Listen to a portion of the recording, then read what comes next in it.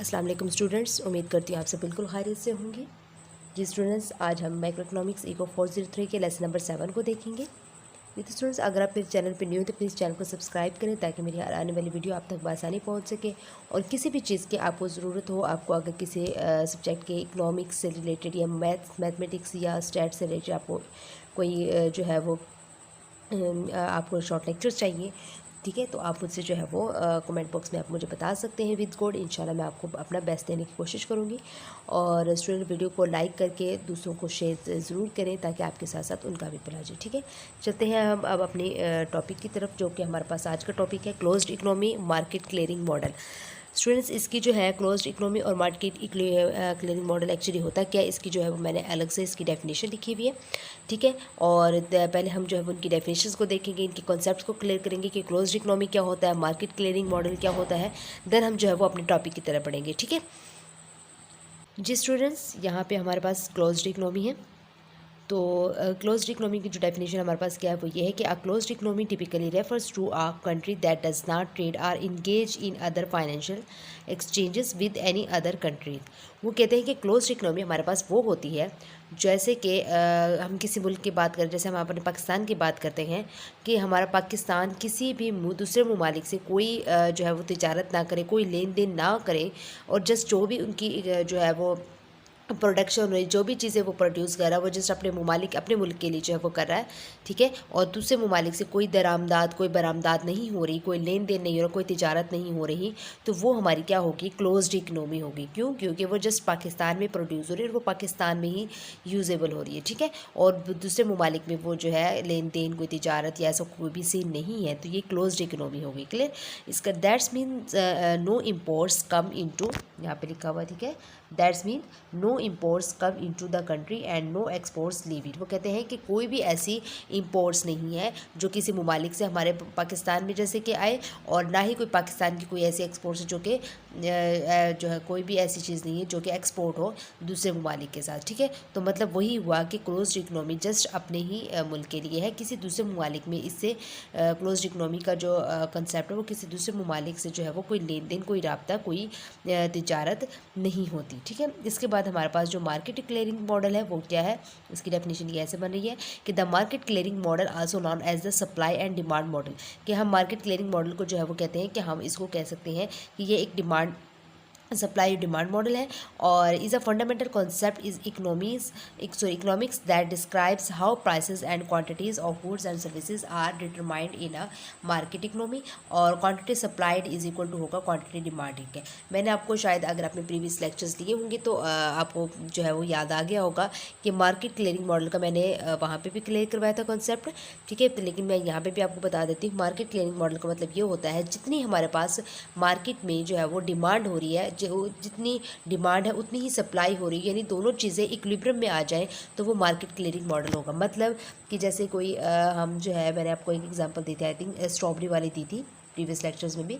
जैसे कोई जो है वो स्ट्रॉबेरी मैन है, ठीक है, वो स्ट्रॉबेरी बेच रहा है, तो वो जो है जितनी भी उसके पास जो उसकी जो है जितनी भी उसके पास स्ट्रॉबेरीज़ है वो तमाम की तमाम जो है वो बिक जाए, जितनी यानी वो 100 जो है वो कहते हैं कि हम ये कह देते हैं कि अगर 100 किलो जो है वो लेके आता है स्ट्रॉबेरीज़, तो वहाँ पे क्या होता है, 100 किलो ही डिमांड हो, 100 केजी यानी डिमांड हो, और 100 केजी ही उसकी सप्लाइड हो, और यानी उसके पास बाकी जो सुबह से शाम तक जो है वो उसके पास कोई जो है वो स्ट्रॉबेरी ना बचे, सारा जो है वो माल उसका बिक जाए, तो वो हमारे पास क्या होगा, मार्केट क्लियरिंग मॉडल होगा, ठीक है। यानी सप्लाई जो है वो इक्वल होती है मॉडल उसके डिमांड के, तो हमारी मार्केट क्लियरिंग मॉडल कहलाएगा, ठीक है।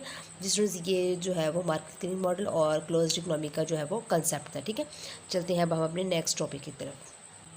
जिस वजह से अब हमने जो है वो आपको आई होप सबको समझ आ गई कि क्लोज्ड इकोनॉमी और मार्केट क्लियरिंग मॉडल की। अब देखते हैं हमारे पास की कुछ की क्वेश्चंस टू बी एड्रेसेस हैं, यानी what determine the economies total output income, how the prices of the factors of production are determined, or how total income is distributed, what determines the demand for goods and services, how equilibrium in the goods market is achieved। कुछ questions है जो कि हम इन ज़रूरत economics से ही जो है वो इनके आंसर्स निकालते हैं, ठीक है, बट ये इम्पोर्टेंट नहीं है, आपने जो है वो हम नीचे आते हैं अपने आउटलाइन ऑफ मॉडल। अब हमारे पास जो आउटलाइन मॉडल मतलब क्या था, हमारे पास आज का टॉपिक क्या है, क्लोज्ड इकोनॉमी और मार्केट क्लियरिंग मॉडल।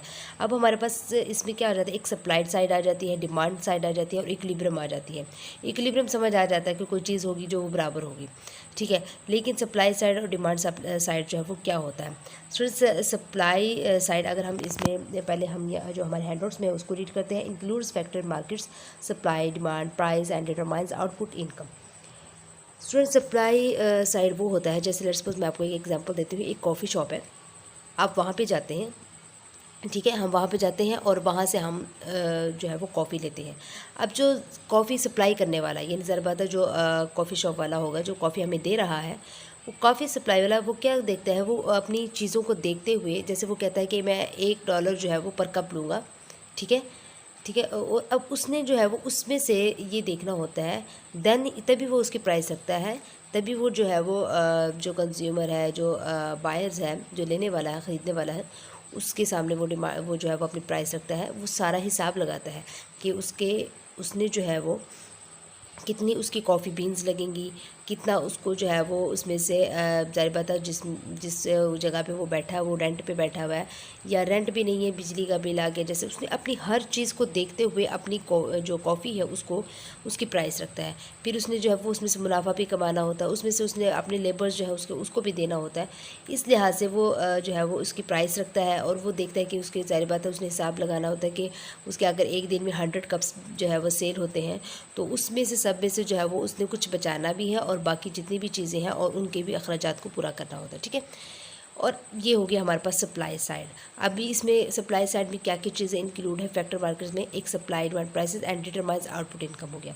इसके बाद डिमांड साइड क्या होता है, इंक्लूड्स इसमें क्या होते हैं, इंक्लूड्स डिटर्मिनेंट्स ऑफ CING। जैसे हमारे पास डिमांड साइड, जैसे इस कॉफ़ी शॉप की बात कर रहे हैं, अब जो लेने वाला है, जो डिमांड करता है, वो क्या करेगा, वो किस हिसाब से जो है वो उसको देखेगा, वो देखेगा कि इसका टेस्ट कैसा है। ज़ाहिर बात है एक तरह की कॉफ़ी नहीं होती, बहुत सारे टाइप्स की होती हैं, किस जायका कैसा है। फिर वो अपनी जेब खर्च में भी देखेगा कि उसके पास खुद के पास कितने पैसे हैं कि वो ले सकता है ये नहीं ले सकता। वो फिर ये देखेगा अगर मैं नहीं ले सकता ये, इसकी जगह पे वो मुतबादल भी देखता है कि अगर इसमें चाय है इस कॉफ़ी शॉप में तो वो चाय भी ले लेता है, ठीक है। तो ये डिमांड साइड हो जाती है, ठीक है। इसके बाद इक्विलिब्रियम क्या होता है हमारे पास, इक्विलिब्रियम मीन्स इक्वल चीज़, goods markets loanable funds markets, यानी वो चीज़ें जो सप्लाई और डिमांड जैसे आपके पास इक्वल हो जाते हैं वो इक्विलिब्रियम कहलाता है। इसके बाद है फैक्टर्स ऑफ प्रोडक्शन क्या होते हैं। अब आपको पता है किसी भी प्रोडक्शन के लिए दो चीज़ों का होना लाजमी है, एक के और एक एल। कैपिटल यानी लेबर, के जो है वो कैपिटल होता है हमारे पास, एल लेबर। कैपिटल क्या होते हैं, वो मशीनें, वो टूल्स यानी आलात, मशीनरीज, वो स्ट्रक्चर्स जिनसे हम कोई चीज़ प्रोड्यूस करते हैं, ठीक है, वो कैपिटल्स कहलाती हैं। इसके बाद लेबर यानी जो मज़दूर होते हैं, physical and mental efforts of workers यानी जो काम करने वाले होते हैं वो हमारे पास लेबर होते हैं, ठीक है। किसी भी प्रोडक्शन के लिए इन फैक्टर्स का होना ज़रूरी है, एक कैपिटल और दूसरा लेबर। क्लियर, ये अच्छे से। इसके बाद आपके पास द प्रोडक्शन फंक्शन क्या होता है। द प्रोडक्शन फंक्शन, ये स्टूडेंट्स ये अच्छे से आपने याद कर ली जो मैंने अंडरलाइन की हुई है कि the production function is denoted as y is equal to f into KL। This function shows that how much output the economy can produce from K units of capital and L units of labor।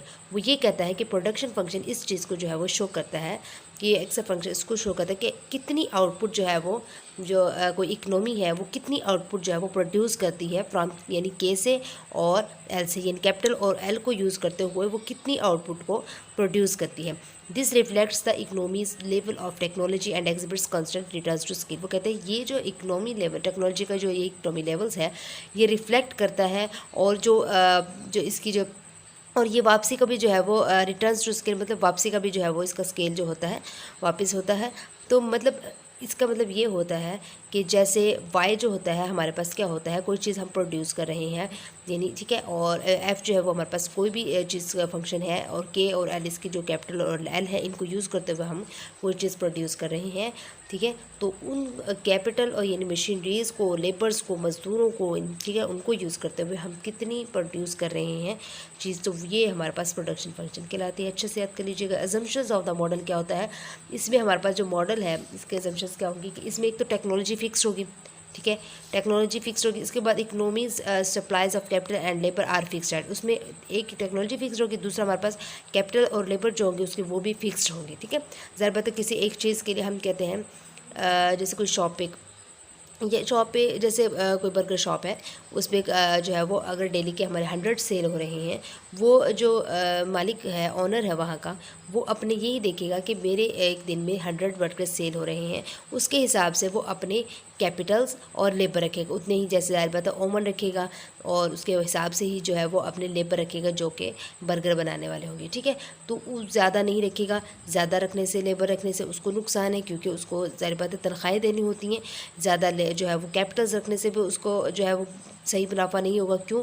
क्योंकि जो है वो machineries को ज़्यादा से ज़्यादा लेके पैसे का ज़्यादा मशीनरी पे कर देना भी एक गलत फ़ैसला है, ठीक है। तो वो अपने हिसाब से मतलब फ़िक्स्ड होती हैं ये चीज़ें। इसके बाद है डिटरमाइनिंग जीडीपी क्या होता है। Output is determined by the fixed factor supplies and the fixed rate of technology. ये डिटरमाइनिंग जीडीपी है, y bar is equal to f into k l bar आ जाएगा, ठीक है। ये आपने इसको याद कर लेना है, ये जो मैंने हाईलाइट की हुई है। इसके बाद the distribution of national income क्या होता है। यानी distribution of national income is determined by factor prices, the prices per unit that firms pay for the factors of production, the wage is the price of L, the rental rate is the price of K. मतलब national income क्या होता है कि जैसे कोई हमारे अगर पाकिस्तान की चीज़ देखते हैं, जो हमारे पाकिस्तान की इनकम है उसको भी डिस्ट्रीब्यूट किया जाता है, सुबह में डिस्ट्रीब्यूट किया जाता है, फिर चीज़ों में डिस्ट्रीब्यूट किया जाता है। यानी हमने फैक्ट्री में इतना लगाना है, हमने मुझ किसान को जो है वो इतना, इस चीज़ में किसान से इतनी चीज़ें लेनी है, उसको इतना देना है। हमने जो हमारे मुल्क के लिए जो है वो खिदमत कर रहे हैं, यानी जो जॉब कर रहे हैं, उनको उनकी जो पे है वो अलग निकालनी होती है, ज़ाहिर सी बात है, ठीक है। उसके बाद जो है वो हर चीज़ का जो है वो हिसाब किताब रखें। यानी हर चीज़ जो नेशनल इनकम है वो तमाम पूरे मुल्क की, हर शख्स की, हर जॉब होल्डर, हर फैक्ट्री, हर हॉस्पिटल, यानी हर जगह पे जो है वो उनको डिस्ट्रीब्यूट किया जाता है। ये हमारा नेशनल इनकम की डिस्ट्रीब्यूशन होती है। इसके बाद नोटेशन से हमारे पास इंपॉर्टेंट होते हैं एज MCQs, ठीक है। इनको स्किप मत किया करें क्योंकि इनसे MCQs हमारे बनते हैं, ठीक है। और ये जो है वो आपके पास W जो है वो नॉमिनल वेज होता है, R जो है वो नॉमिनल रेंटल रेट है, P प्राइस ऑफ आउटपुट है, W by P real veg है जो कि measured in units of output में होता है, और R बाई P जो है वो रियल रेंटल रेट हो गया, ठीक है। इसके बाद how factor prices are determined, वो कहते हैं कि जो कैसे जो है वो फैक्टर प्राइसेस जो है वो हम डिटरमाइन करते हैं, किस तरह कर सकते हैं, सप्लाई और डिमांड की। ये MCQs आपका इंपॉर्टेंट है, अच्छे से देख लीजिएगा। सप्लाई और डिमांड की बनिस्बत ही हम फैक्टर प्राइसेस को डिटरमाइन कर सकते हैं, ठीक है। इसके बाद है डिमांड फॉर लेबर क्या होता है हमारे पास। डिमांड फॉर लेबर होता है कि लेबर के लिए यानी कि डिमांड करना। अज्यूम मार्केट्स आर कम्पिटिटिव, वो कहते हैं कि हम देखते हैं, अज्यूम करते हैं कि मार्केट में जो है वो ज़्यादा पता है बिजनेसमैन होंगे, यानी दूसरे जो भी लोग हैं उनका जो है वो एक मुकाबला होता है। Each firm takes W R and P as given, वो कहते हैं हर फर्म में जो है वो W भी होते हैं, यानी कि W मीन्स नॉमिनल वेज हो गया, R यानी कि नॉमिनल रेंटल रेट हो गया, और P जो है वो हमारे पास प्राइस ऑफ आउटपुट, हर जो है वो फर्म में होता है ये चीज़। बेसिक आइडिया वो कहते हैं कि a firm hires each unit of labour, वो कहते हैं कि हर फर्म जो है वो हायर करती है, यानी या जो लेबर के हर जो है वो लेबर के यूनिट्स को जो है वो हायर करती है। If the cost does not exceed the benefits, अगर उस कंडीशन में अगर हमारे पास जो कॉस्ट है वो बेनिफिट से ज़्यादा ना हो, यानी जो हमारी लागत है जो हम खर्चा कर रहे हैं, यानी और जो खर्चा करें वो मुनाफे से ज़्यादा ना हो, तो ऐसी जो फर्म जो होती है वो हर लेबर को जो है वो क्या करती है, हर लेबर के यूनिट्स को जो है वो हायर करती है, ठीक है। इसके बाद कॉस्ट जो है वो रियल वेज हो गया, benefit is equal to marginal product of labour हो गया। इसके बाद मार्जिनल प्रोडक्ट ऑफ लेबर क्या होता है हमारे पास, MPL is equal to FKL plus 1 minus FKL, the extra output the firm can produce using an additional unit of labour holding other inputs fix. वो कहते हैं कि जो एक्स्ट्रा आउटपुट जब होती है तो फर्म्स जो है वो प्रोड्यूस कर सकती है N additional unit of labour की यूजिंग के लिए, ठीक है। तो ये जो था स्टूडेंट्स आपके पास ये डायग्राम भी देख सकते हैं आप, जो कंसेप्ट है आई थिंक आपके क्लियर हो गए होंगे। तो इंशाल्लाह मिलते हैं अपने नेक्स्ट लेक्चर के साथ, उस वक्त तक के लिए आप मुझे इजाज़त दीजिएगा। अल्लाह हाफिज़, टेक केयर।